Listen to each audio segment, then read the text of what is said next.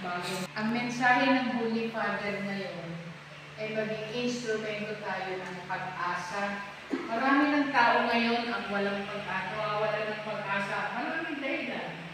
Tayo minsan ganun din. May pag-asa pa bang sumaya ang Pilipinas? May pag-asa pa bang magbago ang ating bansa? Mga tanong. Sa inyong bahay, may pag-asa pa ba ang bahay namin, ang kapatid ko na magkaaway? Ang nanay ko at ang aking tiya, may problema. Lahat may nadaanan gano'n. Pero ang sabi ng Panginoon, ang sabi ng Santo Papa, binuksan niya noong December 24, ang pinto, banal na pinto. Binubuksan lang yan every 50 years. Ngayon yata every 10, 20 years na lang, 10 years kasi para mas marami. Jubilee year of hope, pag-asa. Buong bansa, ito mga Katoliko, lahat ng bansa. Ngayon, dahil hindi tayo makakapunta, makakapasok sa banal na pintuan sa Rome, yun ang pinakang-sentro, nagtalaga ang ating Santo Papa sa bawat bansa, bawat probinsya o siyudad na merong koridor na talaga, hindi ko lang alam pa kung saan dito sa Laguna pupunta na magpipilgrim din tayo. Isang taon yun. Sa Mindoro, meron din silang itinalaga, Cathedral ba o hindi, minsan ibang lugar. Last time sa Pinamalayan kami napunta, nag-opening ng Jubilee of the Poor. Ngayon, Jubilee of Hope. Bakit pinili ng Santo Papa yung hope? Pwede naman Jubilee of generosity. Pwede naman Jubilee of iba pang mga adjective, no? Pero hope, tamang-tama. Kasi alam nyo, marami ngayon, ang Santo Papa buong taon hanggang ngayon tinutuloy niya. Ang kanyang intention ay isa, peace, kapayapaan. Kasi hanggang ngayon, tuloy pa ang gera. Na yung gera na yan nakaka-apekto sa ating lahat. Sa Israel, sa Syria, sa Russia, at marami pang maliliit. Ito yung mga lalaki. Ang dami na namatay ng mga tao. Ang pag-asang hinihintay na sana matapos. Yun yung pag-asa. Tanungin na sa sarili mo, ano ba yung pag-asa para sa inyo? Baka isa rin tayo doon sa mga taong wala na doon. Eh kung wala na tayo, na meron naman tayong hindi kakayahan at meron tayong mga pagpapala, paano na kaya yung wala? Eh di, wala din. Sabi nga nila, ang ating gawain, nakaka-apekto sa iba, yung tinatawag na, kagaya nung pag naghulog ka ng maliit na bagay, inilagay mo sa planggana may tubig, hindi yun titigil kung saan mo siya hinulog. Iikot yun hanggang makarating sa iba. Yun din. Ang ating pangalaganap ngayong taon ito ay pag-asa. Yun ang hinihiling ng Santo Papa sa lahat ng mabubuting tao. Mag-start, manimula ang ating pag-asa sa sarili. Hindi madali. Hindi nga, maging totoo tayo. Baba mo ng pag-asa. Nagaganda ang buhay mo, na ikaw ay mahal ng Diyos, pag-asa na ngayon ka. Siguro, tayo dito. Kasi tayo laging nagdadasal. Pero yung mga tao, anong nangyayari? Dahil pagdasal tayo. Yung iba na wala ng pag-asa, akala nila wala ng darating na bukas, nagpakananay. Yung iba walang pag-asa, pumatay. Kasi wala nang pag-asa dito sa anak ko, papatayin ko na. Yung iba walang pag-asa, wala na. Nasira ang ulo, kasi dinadala. Yun ay ating kampo. Sabi nga, kagaya nyo sa lupon, ating pananagutan ng iba. Sa gawain maganda, hindi natin tugit sa sarili.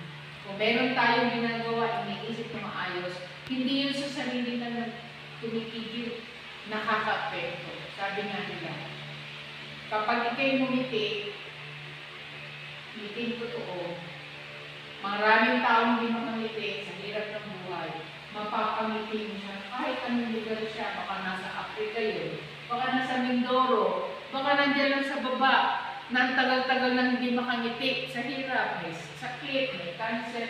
Dahil sa ngiti mo, naalala na, pinagdadaanan ko lang, madali lang ko, kaya to, may pag-asa. So, huwag tayo magsawa, tayo aanin. 2, 4, 6, 8. Dito, yung bilyon na apektuhan ng ating pagdigi at pag-asa. Huwag natin ipagdamot. Kunti yung ginawa natin, maraming maapektuhan. So, lalahanin natin. Tumahimik tayo sandali. Maging matapat. Talaga bang ako'y hopeful? Talaga bang ako'y umaasa? Kung naniniwala ka? Kung walang pagdududa,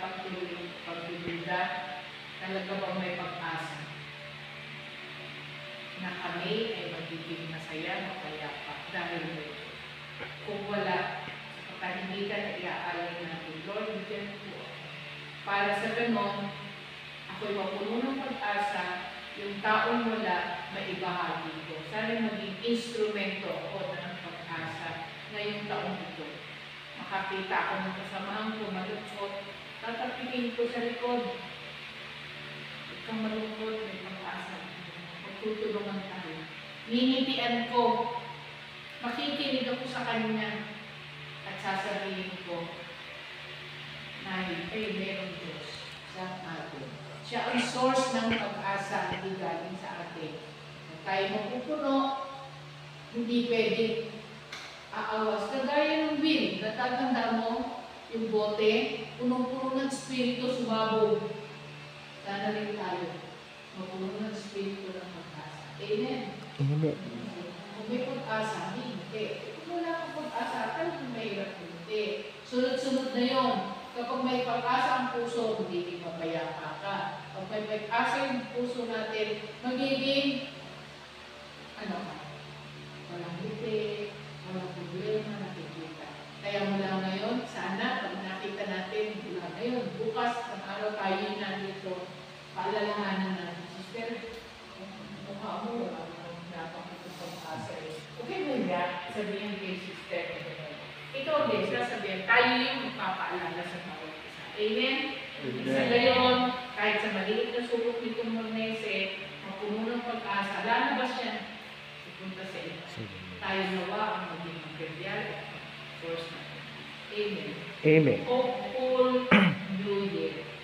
Ang bagong taon nawa ay mapuno ng pag-asang nakakahawa, pag-asang nagbibigay ng kaligayahan sa iyo.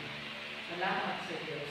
Thank you sa nag-prepare, thank you sa atin ngayon. Buhay po tayo hanggang gusto nyo, hanggang alas 12. Ngayon, alas 9, start ng countdown. Bawat bansa may sentro ng pagsisindi ng ilaw.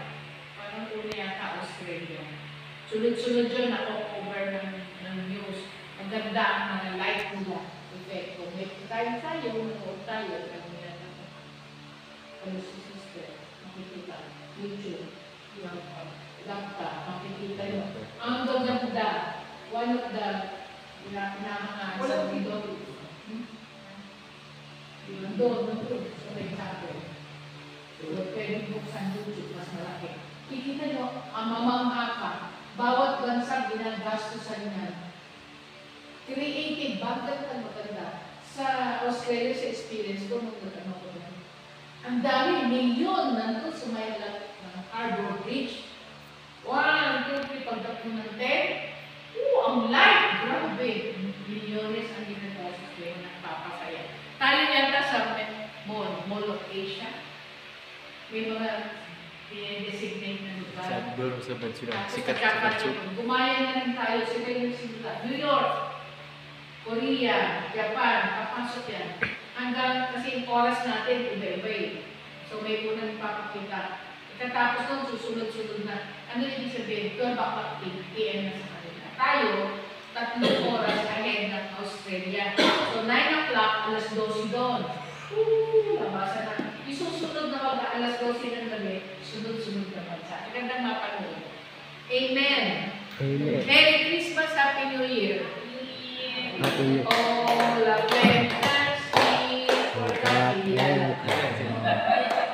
Picture muna tayo habang maganda. Tapos na kayo magkainan. Ano pa kayo mga titisi sa Dali atin? na. Kaya lang sila So yun po mga kaibigan ang handa nila ni Sit, ikaw sister. na sit. Po, Ganyan o. Ganyan o. Sit. video po yung sa akin, sister. Ha? Video po. Para magpicture muna tayo lang na kayo. Ang siya mo. Balik ka dun, sit. Di, tapos na ako.